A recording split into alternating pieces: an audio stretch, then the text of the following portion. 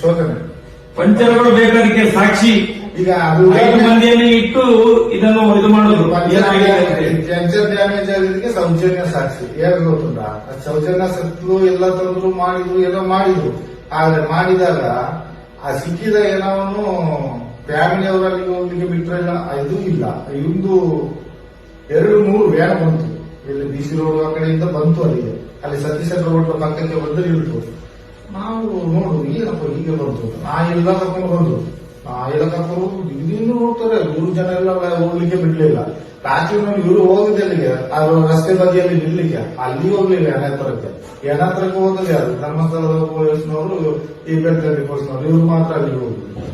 ಧರ್ಮಸ್ಥಳ ಪೊಲೀಸ್ನವರು ಇವರು ಬಂದವರಲ್ಲಿ ಹೋಗ್ಲೇ ಇಲ್ಲ. ಸುಮ್ಮನೆ ಎಂತ ಮಾಡಿದ್ರೆ ಏನ್ ಮಾಡಿದ್ರು, ಶಾಸನಾಶ ಮಾಡಿದ್ರು, ಎಂತ ಮಾಡಿದ್ರು ಅಲ್ಲಿ ಇವರು ಹೋಗ್ಲೇ ಇಲ್ಲ. ನಿಂತರು 10 ಗಂಟೆಗೆ ಬಂದ್ರು, ಕಾರಣ ಹೋದ್ರು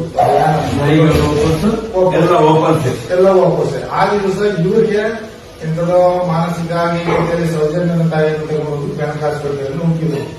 ಯಾರು ಅವರು ತೋಟದವರು ಒಬ್ರು ಮ್ಯಾನೇಜರ್.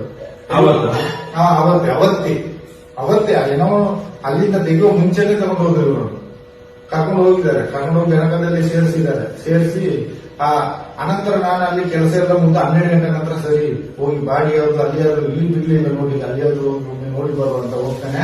ನೀವು ನೋಡ್ತಾ ಇದ್ದ ಮಗು ನಮ್ಮ ಕಣ್ಣಿಂದ ನೋಡುವಂತ ಮಗು ಏನಾಯ್ತು ನೋಡುವಂತ ಅಲ್ಲಿ ಹೋಗ್ತೀನಿ. ಅಲ್ಲಿ ರೂಪಾಯಿನವರು 5 ಜನ ಇದ್ದಾರೆ.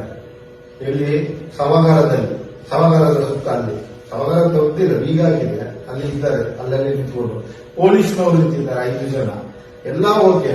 ಆಗ ನಾನು ಎಷ್ಟೋ ಜನಗಳನ್ನು ಹೋಗಿದ್ದನ್ನು ನೋಡಿದ್ದೀನಿ, ಬಂದದನ್ನು ನೋಡಿದ್ದೀನಿ. ಅಲ್ಲಿ ದಾರಿ ಫ್ರೀಯಾಗಿ ಇರ್ತದೆ. ಅದು ಅವತ್ತು ಮಾತ್ರ ಬೆದರನ್ನೆಲ್ಲ ಅಡ್ಡ ಇಟ್ಟಿದ್ದಾರೆ ರೋಡಿಗೆ, ಬೇರೆ ವೆಹಿಕಲ್ ಬರೋದಾಗಿದೆ. ಡ್ರಮ್ಮನ್ನೆಲ್ಲ ಇಟ್ಟು, ಡ್ರಮ್ ಮೇಲೆ ಬೆದರೆಲ್ಲ ಇಟ್ಟು ಭಾರಿ ಬಂದೋಬಸ್ತ್ ಮಾಡಿದ್ದಾರೆ ಆ ಸಭಾಗಾರಕ್ಕೆ ಹೋಗೋದಾಗೆ. ಅದೇ ನೀವು ಯಾಕೆ ಮಾಡಿದ್ರು ಅಂತ ಏನೂ ಗೊತ್ತಾಯ್ತಾ ಇಲ್ಲ. ಅದೇ ಡೌಟ್ ಅಲ್ಲ, ನನಗೆ ಒಂದು ಹೇಳಿದ್ರು ಡೌಟ್. ನಾನು 10:30 ಗಂಟೆ ರಾತ್ರಿಗೆ ಕರೆದ್ರು ನನ್ನನ್ನು. ಮತ್ತೆ ನಮ್ಮ ಅಣ್ಣ ಒಬ್ಬ ಇದ್ದಾನೆ, ಅವ ಎದುರ್ತಾನೆ. ಅವನು ಬೇಜಾಗ್ತದೆ ಅವ್ನಿಗೆ ಹೇಳಿದ್ರೆ ಇಬ್ಬರನ್ನು ಕರ್ಕೊಂಡು ಹೋದ್ರು. ರಾಜೇಂದ್ರ ದಾಸ್ ಅಂತ ಒಬ್ಬಿದ್ದಾರೆ. ಅವರು ಸರ್ವೋತ್ತಮರ ಬದಲಿಗೆ ಹಣಕಾಸಿನ ಮಂತ್ರಿ ಆಗಿದ್ದವರು. ಅವರು ನಮ್ಮನ್ನು ಮಾತು ಹೇಳಿದ್ರು. ನನಗೆ ಡೌಟ್ ಬಂತು. ಅದಕ್ಕೆ ನಂತರ ಇದಕ್ಕೆ ಸಂಬಂಧಪಟ್ಟದ್ದು ನನಗೆ ಗೊತ್ತುಂಟು. ಅದೇ ಹೇಳ್ತಾನೆ.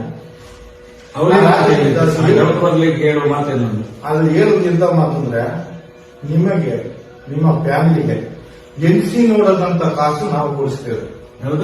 ಎನಿಸಿ ನೋಡದಂತ ಕಾಸು ಬಿಟ್ಕೆಸ್ ನಿಮ್ಮ ಕನಸಿನಲ್ಲಿ ನೋಡದಂತದ್ದು ನಾವು ಕೊಡ್ತೀವಿ. ನೀವು